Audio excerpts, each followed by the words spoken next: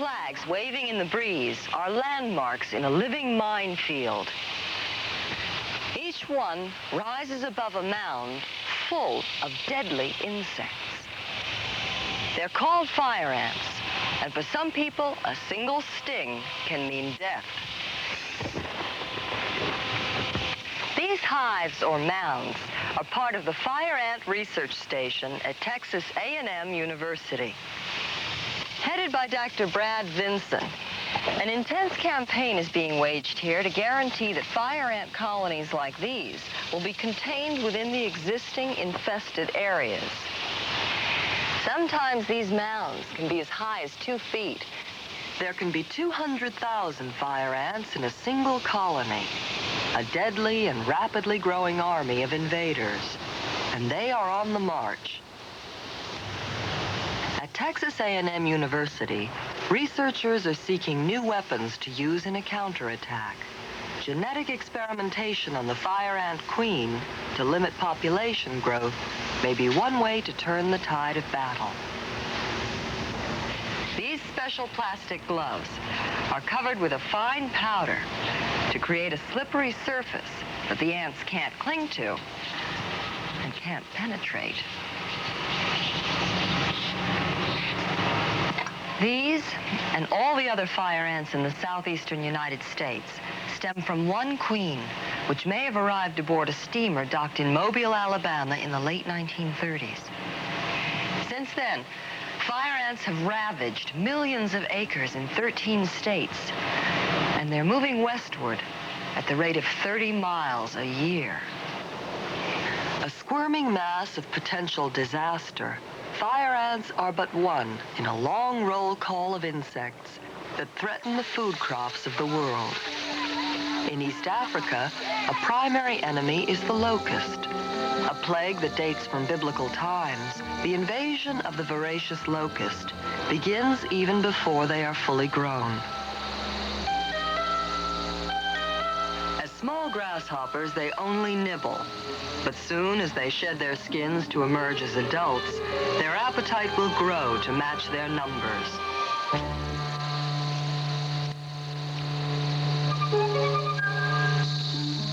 Then they will take flight to spread devastation in their wake. There are millions beyond counting, a dark cloud that reinforces a frightening fact. Insects cause 1/2 of all human deaths and steal 1/3 of all our food.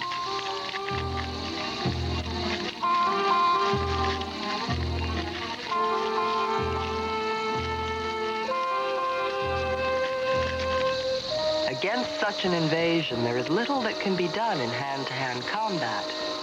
In the end, farmers have to face a bitter harvest with the hope that further disaster can be prevented by a counterattack. To take the battle to the enemy, planes will spray insecticides designed to kill on contact. Simply to approach the primary target, however, the planes are sometimes subject to a bizarre bombardment. The constant patter you hear are the sounds made by the splattered bodies of thousands of the high-flying insects.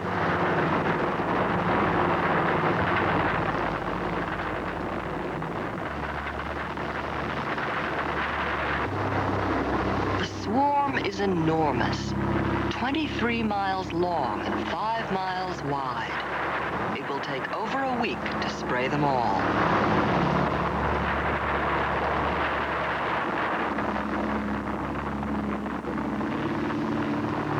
Millions die. Yet if only 1 in 50 survives, they will multiply. And next year, or the year after, the locusts will come back again.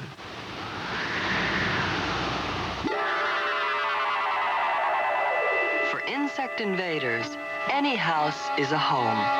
They are permanent residents, as much at ease in your home as you are. The beams under your roof for some insects are a private palace. No home is without such guests, no matter how clean or how well kept.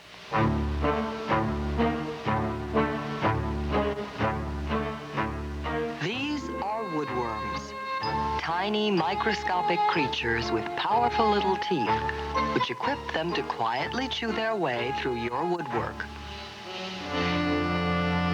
Fastidious housekeepers may be shocked to learn that no matter how new or neat or clean a bed may be, a look under the mattress cover will reveal that it is a happy home for another breed of tiny creatures. They look like specks of dust, except that they move. These are mites, and even the best of homes have them. Mites thrive on almost invisible flakes of human skin that filter through the sheets and mattress cover.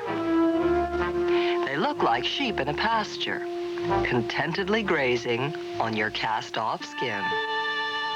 As a matter of fact, under a high-powered microscope, their skin looks like our skin.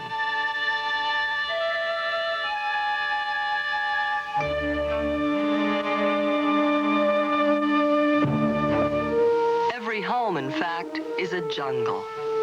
A stroll across a plush carpet is an expedition into a wild and woolly world. Underfoot, chewing away, are a horde of hard-working insects, determined to make a meal of your rug by sucking the juice out of each strand of wool. These are beetle larvae, but they're called woolly bears. Sharing your living room with a woolly bear is not an uncommon experience. Most homes have them.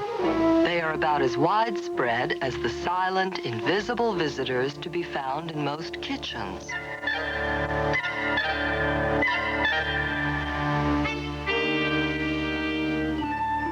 These are cheese mites. You have to look through a microscope to see them. Of course, if you looked through a microscope at everything before you decided to eat it, you would probably decide never to eat anything at all.